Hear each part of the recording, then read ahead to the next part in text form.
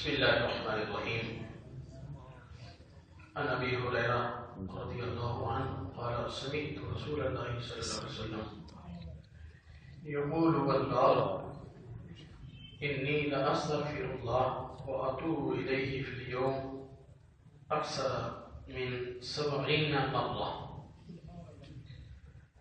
حضرت ابو ہریرہ رضی اللہ تعالیٰ عنہ حدیث مبارکہ کے راوی ہیں، بیان کرتے ہیں کہ میں نے حضور علیہ السلام کو ارشاد فرماتے ہوئے سنا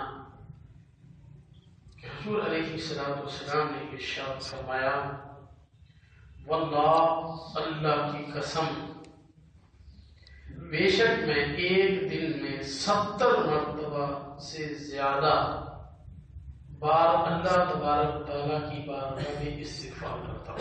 سبحان اللہ، ماشاء اللہ. اور دوسری روایت میں رسول صلی اللہ علیہ وسلم نے ارشاد فرمایا، یا ایھا الناس توبوا الی اللہ، اے لوگوں اللہ کی بارگاہ میں توبہ کرو. اور فرمایا بے شک میں ایک دن میں 100 مرتبہ اللہ کی بارگاہ میں استغفار کرتا ہوں. اور حضرت عبداللہ ابن عمر رضی اللہ تعالیٰ کہتے ہیں کہ حضور علیہ السلام ایک مجلس میں تشریف لے کر جاتے تو مجلس سے اٹھنے سے پہلے حضور علیہ السلام اللہ کی بارگاہ میں 100 مرتبہ استغفار فرما رہے تھے. سبحان اللہ، ماشاء اللہ. اور اللہ کی بارگاہ میں معافی طلب کرنا اللہ تبارک و تعالیٰ کو بہت زیادہ پسند ہے.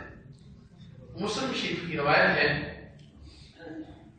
کہ راوی کہتے ہیں کہ اللہ کی بارگاہ میں جو توبہ کرنا ہے اللہ کو اتنا پسند ہے، اللہ اتنا خوش ہوتا ہے.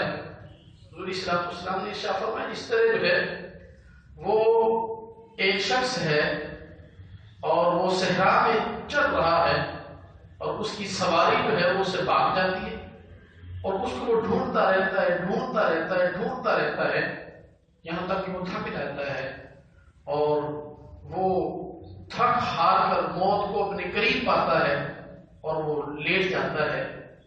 تو فرمایا آپ علیہ السلام نے جب وہ مایوس ہو کر لیٹ گیا اور فوراً جو ہے وہ اس کے سامنے جو ہے وہ سواری آ گئی، یعنی وہ تو مرنے کے قریب تھا، اس کے سامنے سواری آ گئی اور وہ اتنا خوش ہوا